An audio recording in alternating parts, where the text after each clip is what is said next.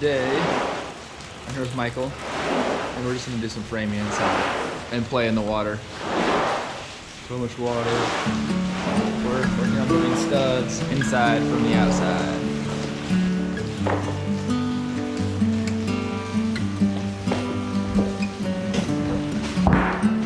All right, this is the area we're gonna start out working in. You can see the floor took quite a beating here. Really weren't able to finish it. Fortunately, this area here, and then in the master bedroom, these are the areas we tried to finish and found out that it wasn't worth us trying. So before the cement, rain fell on top of it. We tried to push the rain off and it worked, but when you push the water off, it had absorbed some of the Portland that was in the concrete. And the Portland is what hardens, makes concrete get hard. So that top layer of the concrete, we took a lot of the Portland out, so it never really got hard. And that's why we have these pockets here. The top of the concrete is, in some areas, just kind of chips away.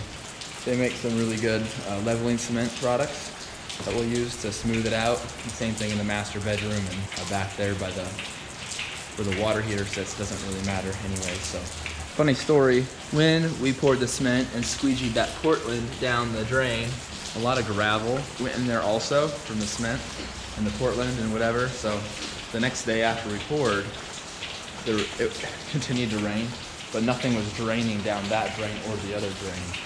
And so it was just plugged with that basically concrete.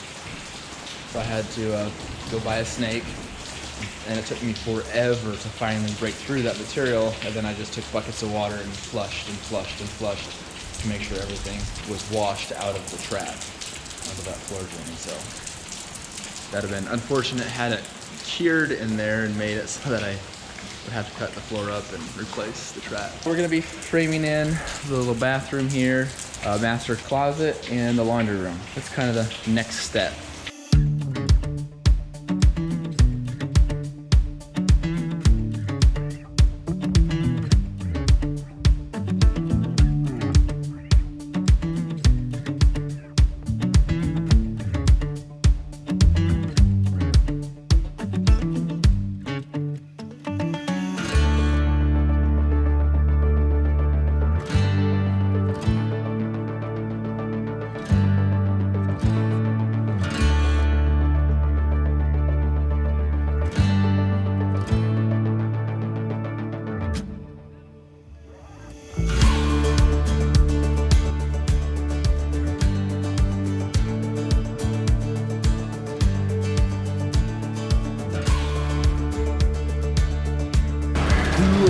Truck, man. You want a pencil in your hat? This is your laundry room. This will be a great size. Sink here, washer and dryer, and storage. Yep. And then probably coats hang on the wall. Yeah. And then your closet. I feel like it's a big size. Yeah, you have. It's not like massive. It's pretty big, and it's 9x6. Yeah. It's much bigger than our closet right now. Yeah, you only need room to walk into here. Yeah. Well, this is gonna be open, but then everything else is gonna be Probably just have hanging through walls. clothes, yeah. I like it. As I'm sure you can tell, it is raining a lot today. And since this roof is not enclosed, there's just lots of water coming in. For those of you that may be new here, I did want to stop and take a second to make a proper intro. My name is Becca, and my husband, Josiah, who's currently back there, he's sweeping the floor, getting ready to frame the next walls. We decided to sell our first house that we built back in 2020, buy some property, and build again. So over the last several months, we've been working on everything from clearing the property, dirt work, doing all the concrete work, and lots of framing, as you can see. And today the guys are working on finishing the rest of the framing that needs to happen. So if you'd be interested in following along in this whole process of us building this house, then consider subscribing. So they're in the master bathroom right now, and we have to decide on where we're gonna be putting things so they can frame up a few walls here and there. So I have to frame it on that side of the sink, so then you probably want on the other side too, don't you? Yeah, I don't know. Because then you could technically put a closet in here too. That's what I was thinking.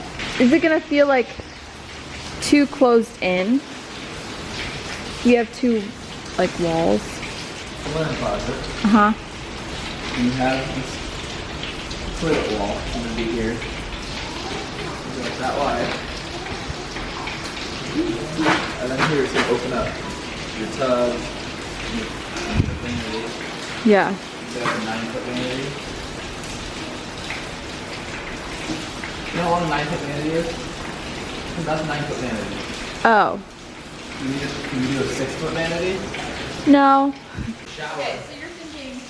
Shower is 7 foot. Okay, shower, 7 foot. Shower ends there, and you kind of just walk them out. Okay. And you do 7 foot. That's just 6.5 Closet feet. space. I guess that would make sense, like, to have this same size back. And I guess. All right, so I've laid out the top plate and bottom plate for the wall that goes in the back. Laid it out, marked it out, so it's just up to Michael and I to nail it together.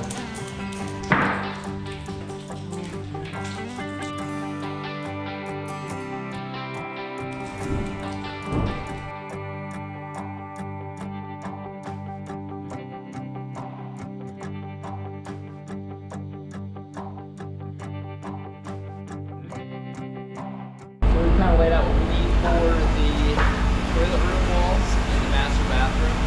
I call it the toilet room because it's the toilet behind the door. It's in the utility room. I laid them out for Michael. And I'm going to work on making space in the garage. We're going to have our exterior doors delivered here in a few minutes. So I'm going to take care of that while he nails this all together. So this is the first 4 of the 8 exterior doors. They have it all bound up together on a pallet.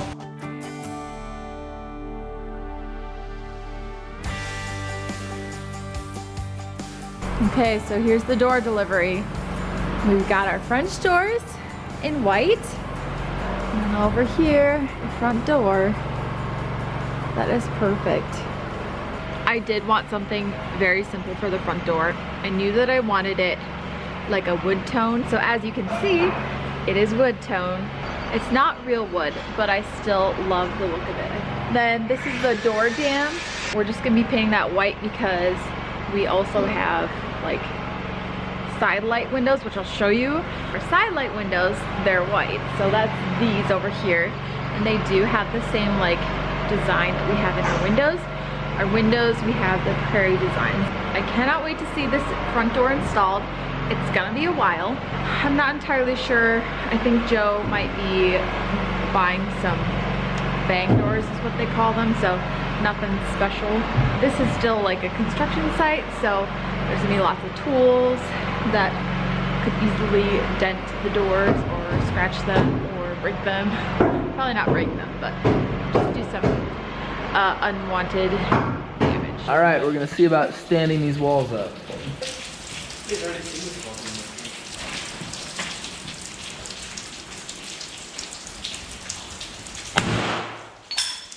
So Michael and I fastened the wall to the floor, and then he had to head out, so I'm going to level all the walls, tack them up, and then along the top of the wall there are 2 boards stacked on top of each other. Top plate kind of ties all the walls together, so I'm going to add boards that run horizontally on top of the walls that I just framed up. So that's the plan.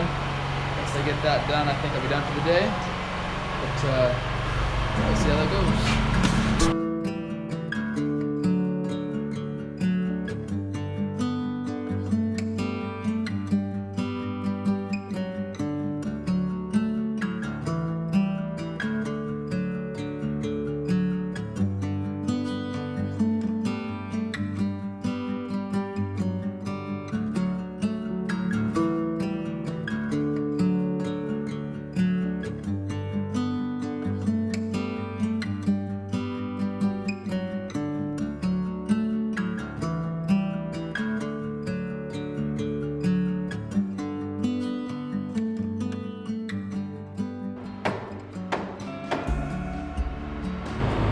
So I got my top plates all cut and placed.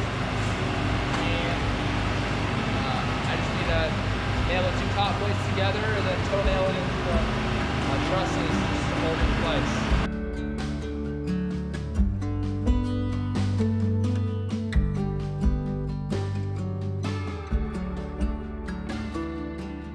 I went and measured how far it was from the furthest truss to the garage wall, and then went up to this corner and measured the same.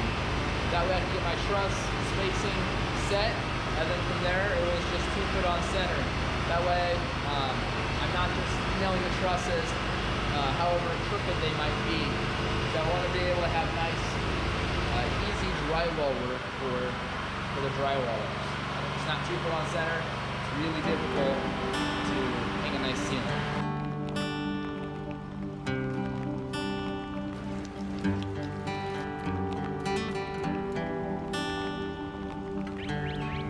Did you have a good day?